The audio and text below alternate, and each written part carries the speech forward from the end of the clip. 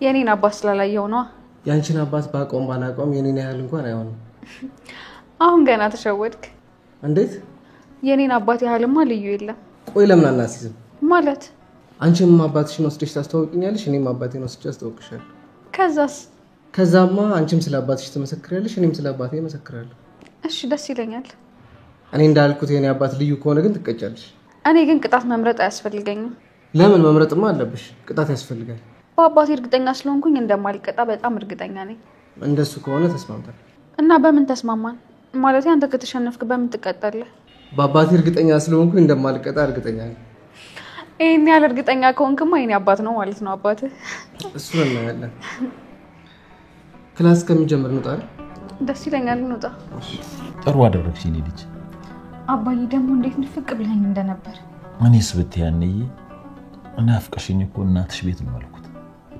እውነትህን ነው አዎ ከእናትሽ ጋር እንደው ስንጫወት ቆይተን መጣ ጥሩ አደረግክ አባዬ ታዲያ ምን ነው ብቻህን እንዴ ከማን ጋር መሆን ነበረብኝ አንዬ ማለቴ እና ሴሬሉ አረ ነበሩ አሁን ነው የወጡት እናንተ ስለምን አልወጣም እንደምትመጪ እርግጠኛ ስለሆንኩኝ መተሽ እንዳታጭኝ ብዬ ቁጭ የኔ አባት የማስበውን ሁሉ ታውቃለህ አይደል ልጅ አይደለሽም ይሄ እንዴት ይጠፋኛል ለዚህ እኮ ነው የምወድ ሀንዬ ሳልነግርሽ ያቺ ዘመዳችሁ እኮ ታሰረች የቷ ዘመዳችሁ እቺ ባዩሽ የምትባለው አናታ ሳላያት በቀረውኝ እንዴ ታሰረች ማለት ያው ፖሊስ ይዟታል ማለት ነው ማን እማዬ ልጅ ታሰረቻት እሷ መታሰሯን አታውቅም እና ታዲያ አሴርና ጓደኛው ናቸው ለፖሊስ ጠቁሞ ያስያዟት እንዴት ምን እንዴት አለው አንዬ ያው ወንጀለኛ መሆኗን ታውቂያለሽ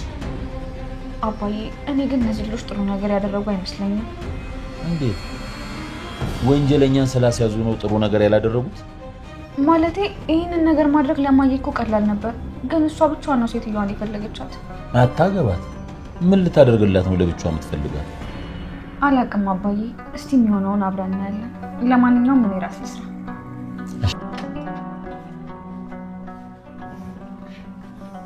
ማዬ ወይ ስራ ይዘሻል እንዴ አይ ለስኩ ላናግርሽ ፈልጌ ነበር ምን ነው ልጅ ምን ሆንሽብኝ ምንም አልሆንኩም ባዩሽ ስለምትባለው ሴት ላወራሽ ፈልጌ ነበር ባዩሽ ደግሞ ምን ሆነች እማዬ ይሄ ነገር አንቺን ላያስደስትሽ ይችላል ግን ደግሞ ማወቅ ስላለብሽ ነው ባዩሽ ምን ሆናለች አኒ ባዩሽን ፖሊሶች ይዘዋታል ምን መቼ እኔ መቼ እንደተያዘች አላውቅም ብቻ ግን አባዬ ነው ነገር አባትሽን እንዴት አወቀ ያስያዟት ልጆች ነግረውት ነው ምን ይያልሽ ነው አኒ ለፖሊስ ጠቁሞ ያስያዟት ላንቺ ደም የሰጠሽ ልጅና ጓደኛው ናቸው እነሱ ደግሞ ምን አገባቸው የኔ መስቀልና ፎቶ እንዲሰርቁ ያደረገችው እነሱን ነው እነሱ ብዙ ነገር ያውቃሉ ወይ ጉዴ እዚህ ነገር ውስጥ ግን ያባትሽ እጅ የለበትም ብዬ ተስፋ አደርጋለሁ እማዬ አባዬ ምንም አላደረገም ግን ደግሞ ልጆቹም ቢሆኑ ስህተት የሰሩ አይመስለኝም እንደውነታው ስታይ ስህተት አልሰሩም ግን ደግሞ ባዩሽ ማሳሰር አልነበረባቸው ግን እኮ ባዩሽ ወንጀለኛ ነች ብትሆንም ባዩሽ መታሰር አልነበረባት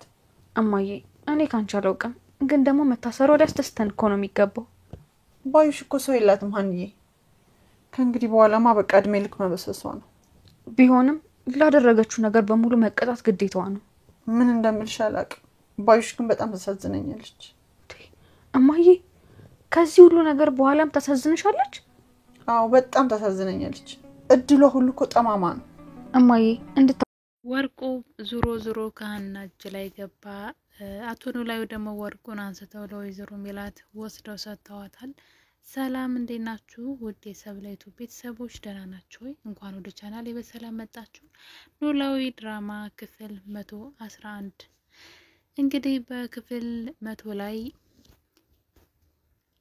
ታምቹ እርግብ የሰጠችውን ቦርሳ ይዞ እየዞረ ሰዎች እየሳቁበት ስለነበረ የሴት ቦርሳ ይዞ ተብሎ ይሄን ቦርሳ ለሀና ወስዶ እሷ ጋር እንድታስቀምጥለት ይሰጣታል ሀና ቦርሳውን ተቀብላ ምን እንዳለው ሳታቅ ዝም ብላ እቤት አስቀምጠዋለች እናም እንግዲህ ሀና ወደ ትምህርት ቤት ከሄደች በኋላ አባቷ ያን ቦርሳ ዛቢ ሲያዩ እንዴት አንዴን ቦርሳ ትታው ሄደች ትምህርት ቤት በማለት እዛ ቤት ስትሄድ እንዴት አልወሰደችውም በማለት ቦርሳዋን ይዘው የሀና እናት ቤት ይሄዳሉ ወደ ወይዘሮ ሜላት ቤት ሄድና ከወይዘሮ ሜላት ጋራ ትንሽ ተጫዋውተው እና እንግዲህ ወይዘሮ ባዩሽም በፖሊስ እንደታሰረች ነገሯትና እና እንግዲህ በመጨረሻም ሀንዬን ቦርሳ ረስታው ከቤት መታ ነው ይሄን ላድርስላት ብዬ ነው ብለው ቦርሳውን ይሰጧታል። ወይዘሮ ሜላትም እንዴ ሀንዬ እንደዚህ አይነት ቦርሳ አላት እንዴ?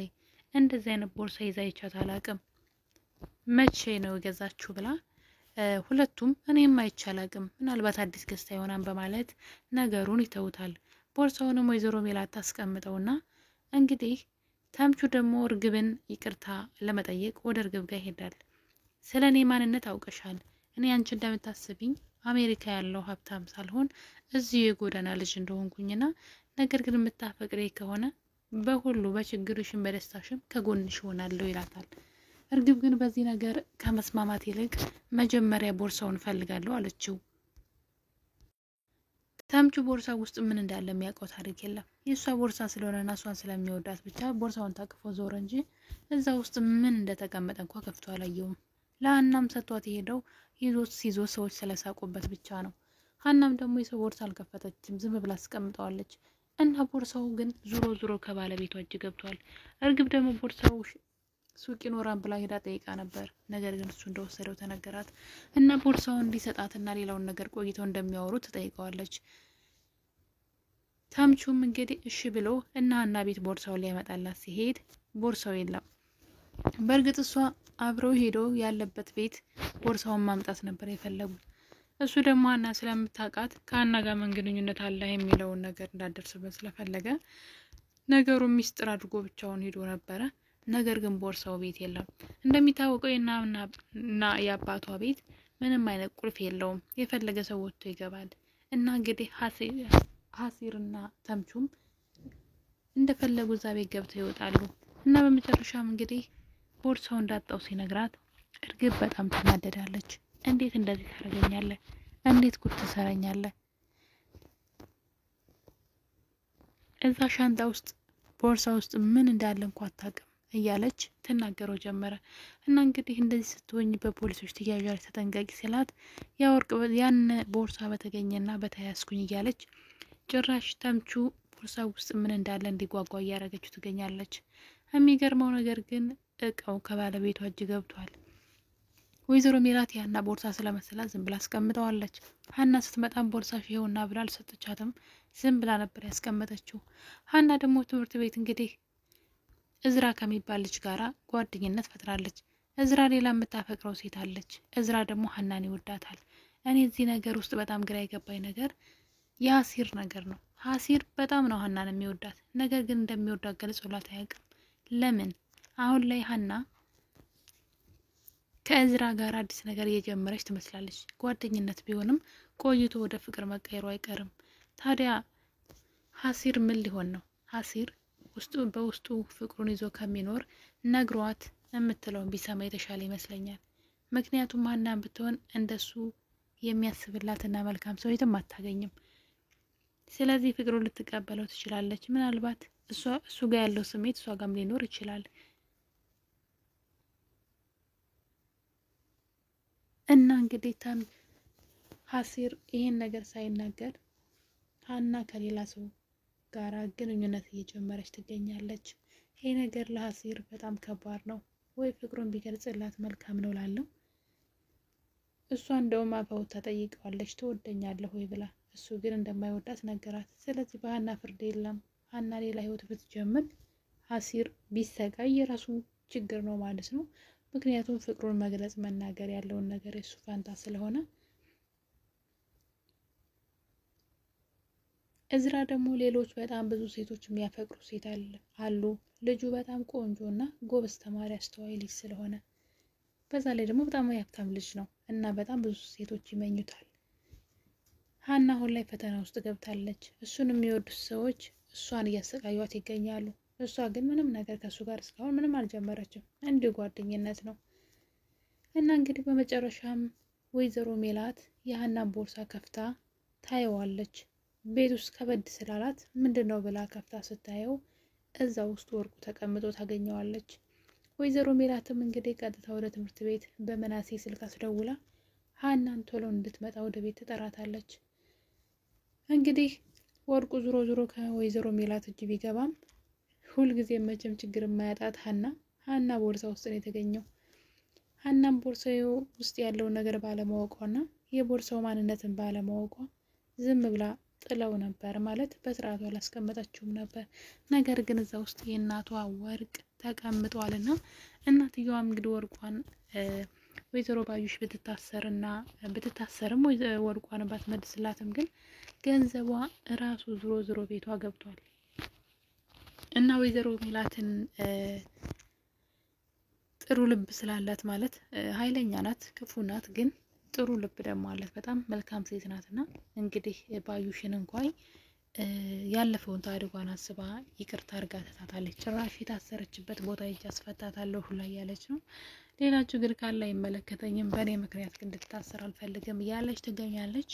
ስለዚህ ቀና ልብ ስላላት ፈጣሪ ደግሞ ንብረቷን አዙሮ እሷ ሳትለፋ ሳትፈልገው በራሱ ጊዜ ዙሮ ቤቷ ገብቷል እና ይሄ ነገር በጣም ነው ደስ ያለኝ።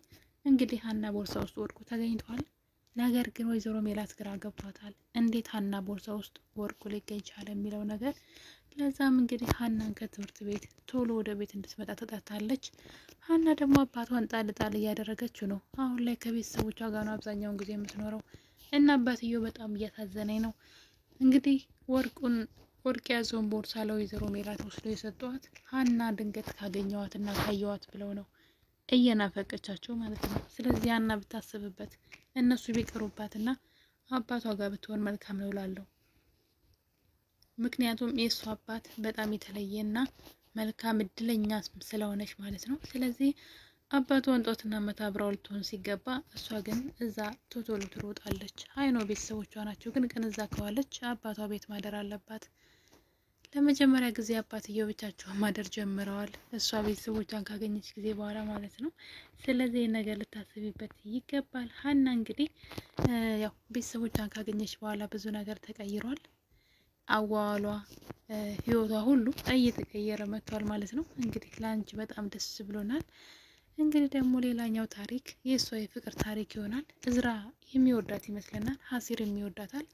ሁለቱ እንግዲህ የማንኛው እንደምትሆን ማንኛው ልቧ እንደሚከጅል አናውቅም። በቀጣይ የምናይ ይሆናል። ነገር ግን የወይዘሮ ሜላት ወርቅ እጇ ገብቷል። እንኳን ደስ አለሽ ወይዘሮ ሜላት፣ መልካም ነገር ስላደረግሽ ነው። ነገሮችን በመልካም ስለመለሽ ፈጣሪ ደግሞ ሀቅሽን አምጥቶልሻል እና ያ ሁልጊዜ መልካም እናድርግ መልሶ ይከፍላል የሚባለው እንደዚህ ነው እና እኔ በጣም ደስ ብሎኛል። እና እኔ ውድ ቤተሰቦች ስለነበረን ቆይታ አመሰግናለሁ። በሌላ ቪዲዮ እስከምንገናኝ ባይ ባይ።